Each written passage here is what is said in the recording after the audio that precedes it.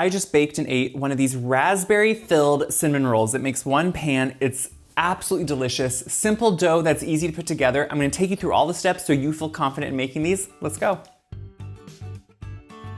Everyone loves a cinnamon roll, and we're not reinventing them, but we are adding a wonderful layer of raspberry preserves to the filling, which really just ups the game and also just makes them kind of like this ooey gooey raspberry-filled delicious breakfast treat. So, was that good enough? I think it was. To start, we're gonna put everything just in a mixing bowl. Now you can do this by hand. I'm gonna use my electric mixer just because it takes a little bit of the elbow grease out of it. So I'm gonna start with some milk. I'm using whole milk because whole milk has flavor, has good amount of fat, and it is just slightly warm. I like to just either leave it out to get to room temperature or put it in the microwave just a little bit just to warm it slightly.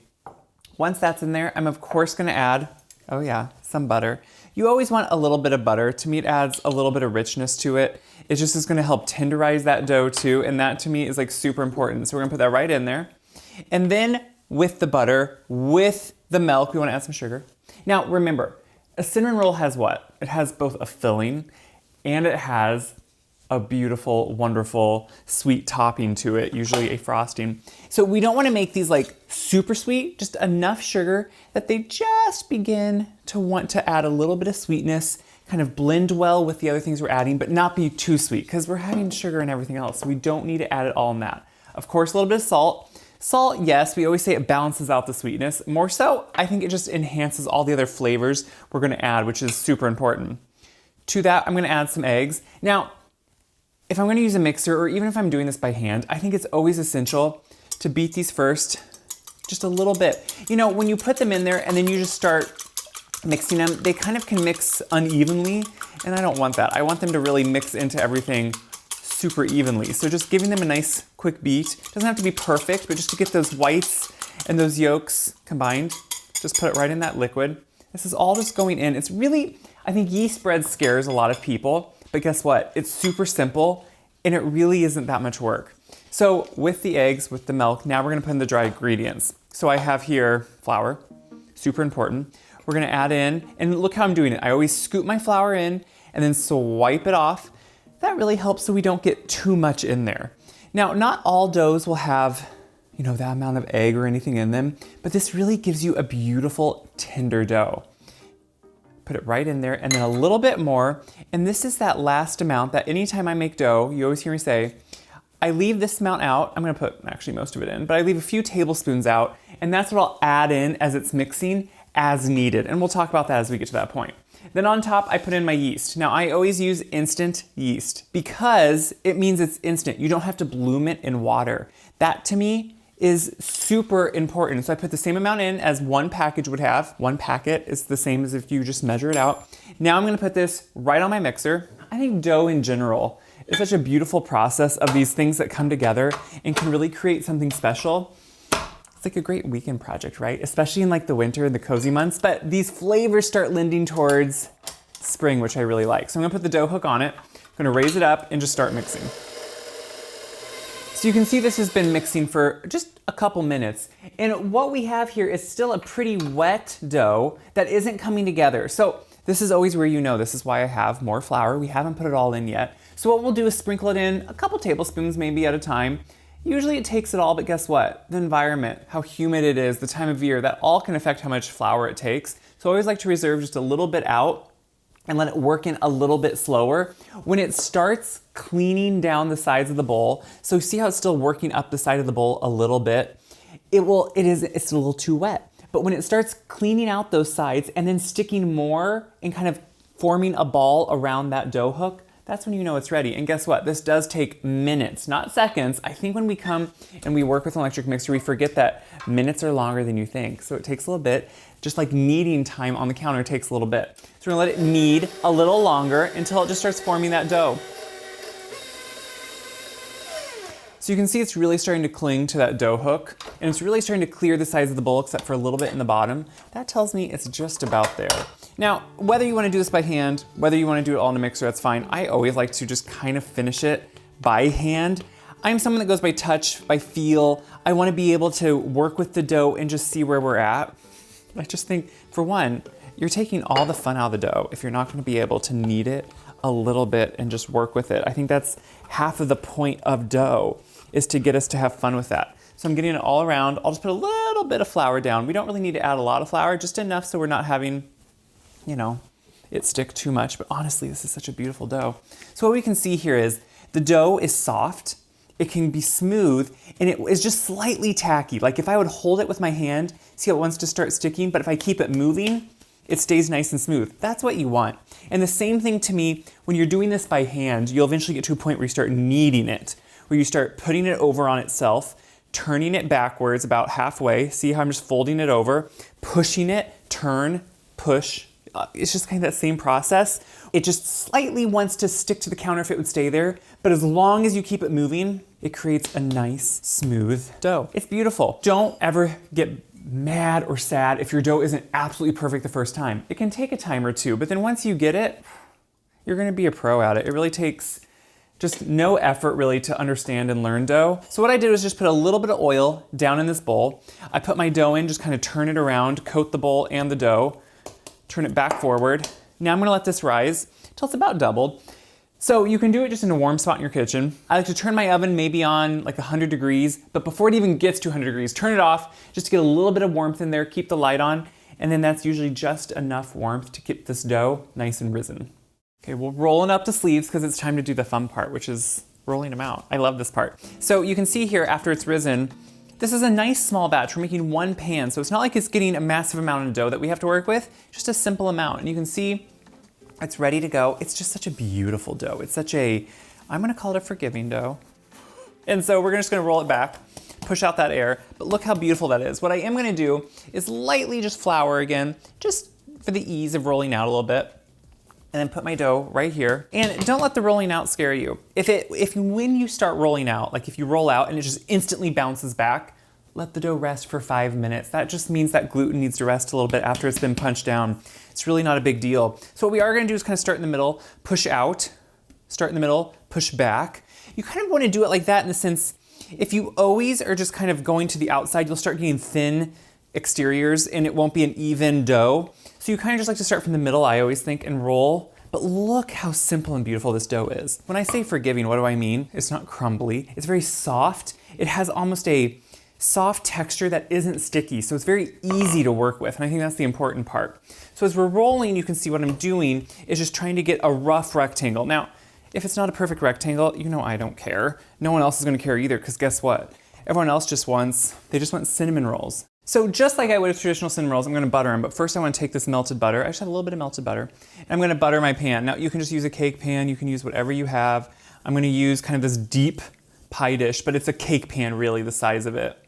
So once you have all that butter spread around it, we're gonna butter the inside. So the reason we butter them is it adds richness. It adds that more iconic richness that you want in a cinnamon roll. I think things like this, instead of always just going and buying them or going somewhere where they have them, making them once in a while, you appreciate them even more because you realize they take a little bit of time. I'm gonna take some lemon zest because I have some raspberry jam. Now, I like to use homemade a lot, but if you don't have it, you just use whatever you have. What I do like to do is when it's purchased, they're really good, they're just really sweet, and you don't get as much flavor. I like to always just add a little bit of lemon zest, especially with the raspberry, but with most jams, and just stir that into it. That adds a brightness, it adds a pop of flavor, and I think it really wakes up, in this instance, the raspberry notes that we want. What we're gonna do is just lay out this jam now. We're gonna spread it out over that butter, so it's gonna mix with the butter. And look how just simple. This has sugar right into it, so notice I'm not sprinkling sugar in it like you would with a lot of cinnamon rolls, because jams, even if they're an all fruit jam, they have a lot of sweetness. They don't need that extra sugar. And now what we're gonna do is I still like to sprinkle it with cinnamon, but we're not gonna do as much as we would if this was traditional rolls. So once that cinnamon's on, we can just roll them up. That's really the easy part, which I like to roll towards me. It's just easier. And so we're just gonna quickly and tightly take the edges and see how I just kind of work from the middle out. Now, at the end here, you can see here I have this seam, so I try to pull this up and start pinching, pinch, pinch, pinch, just to create somewhat of a seal. It's not perfect, but then what you can do is roll it over on that pinch. And now visually, we're just gonna cut it. So just go straight down, and I like to cut, so that's half, and then I'm like, yep, that's about equal halves, and then just cut them again. So it's really not You know, look how quick the little serrated knife does it. So we plop one right in the middle of our prepared pan. This is one of those treats that maybe a holiday's coming up, maybe you want to take it to a neighbor. There's really no wrong way to make a cinnamon roll, and there's no wrong reason to make a cinnamon roll. These only make one pan, obviously, but if you want, you could make them. You could keep them in your freezer, pull them out as needed, let them sit on the counter just to thaw at room temperature, and then you're gonna have beautiful rolls. So again, I'm gonna let these rise a little bit until they're, you know, starting to encompass each other and kind of just meld into each other, and then we're gonna bake them. You can see they rise slightly and just begin to touch each other. Now I did cover them with plastic wrap because one, they're kind of messy, but two, I want that moisture to stay in there. I don't want them to dry out on top. So now at this point, we can just put them right into an oven, let them bake all the way through. Then when they're done, we're gonna make a cream cheese frosting, raspberry cream cheese. It was obvious. And we're gonna eat them because that's the best part. I think you can see why you're gonna wanna make these. They're beautiful. They're really simple. Look how they just raise nicely, get nice and golden on top. It's the perfect pan size too. So now what I'm gonna do is I'm letting these cool slightly. You don't wanna frost them when they're too warm, but just a little bit of warmth is good because it helps it kind of adhere and go over all those cracks and nooks and crannies. So what I have here is some cream cheese, and I've been softening it just by letting it sit out for a while, but then whipping it just by hand with a spatula until it's really softened. This is gonna make it work in much easier. You could use a mixer, but in this case, if you can get it soft enough, you really don't need to. Now to that, I wanna add some butter. So the mixture of butter and cream cheese, the butter again, it adds kind of a different flavor profile, and I think it actually makes a big difference. You like the majority of it to be cream cheese, but then a little of that butter kind of like offsets it, because cream cheese can be, the tang can sometimes need to be offset. So with that now, we're gonna add in the other components. So we need some vanilla, a little bit of vanilla. I think it rounds out the flavor. And then what we have is, remember that lemon? We used a little bit of the zest. We're gonna actually cut it in half, and this is what our liquid's gonna be for the frosting with the vanilla as just some juice. And again, it's such a bright way to bring everything together. And I think that's really super important. A little bit of salt with this too, just a pinch. Start mixing this, which at first with the cream cheese is gonna feel a little gross, but what's gonna bring it all together is powdered sugar. The one thing I will say is important, have some way to just sift your powdered sugar. And that's because powdered sugar, those lumps, after you go to the work of making these beautiful rolls, you really don't want lumps in your frosting. So you just wanna stir this together. And what's great about any powdered sugar frosting, it's very, again, forgiving. Remember how the dough was forgiving? The powdered frosting is too, because you can always add more liquid, add more sugar as needed. There's a little bit of cornstarch in that frosting too, so it really does tighten up much quicker than you think it's going to. And now you just wanna check to make sure your rolls, I like them just slightly warm. It's up to you, you can let them cool completely. I like them a little bit warm. And so then we're just gonna put frosting, guys. It's really nothing too intense here. Sometimes I put like a little dollop on each one, and then I go in and I just kind of take that and rub it around on top of all of them. I think the reason I like to do it when they're warm, see how there's, you know, you roll them up so you have those cracks from the rolling. Well, I want it to go down into them a little bit. That creates these like gooey centers, which we have the raspberry jam. That's obviously gooey. And then I just take the back of a spoon usually. And see, the softening of it is what helps it kind of just rub around. So I'm gonna finish rubbing these all around, then I'll try one. I'm used to always having them in the freezer because growing up, Mom would make rolls and then usually make extra and keep them in the freezer. So I just feel like there is nothing like that. When you pull them out, look at that. Look at that yeasty, beautiful dough. What I love about these is when you tear them open, which you could do by hand, but look at that center. You get a little bit of that cinnamon, but then that beautiful jam creates this flavor, sauce, aroma. I like them. Let me tell you what I do love though. That dough, it was soft, buttery, almost melt in your mouth, but has good structure. It's not doughy, it's just beautifully baked. Look at that texture. And then that raspberry-like center, it works with the cinnamon in such a unique way. I love cinnamon and raspberry together.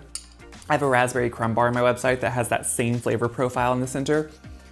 And then you get the tanginess and that tartness of the cream cheese frosting, which finishes the whole thing off. What do I hope you do with this recipe? I hope you make them. You can see it doesn't make an overabundance. It makes one pan, which for one person is totally fine. Share them around, have people over, brunch, breakfast, whatever it is.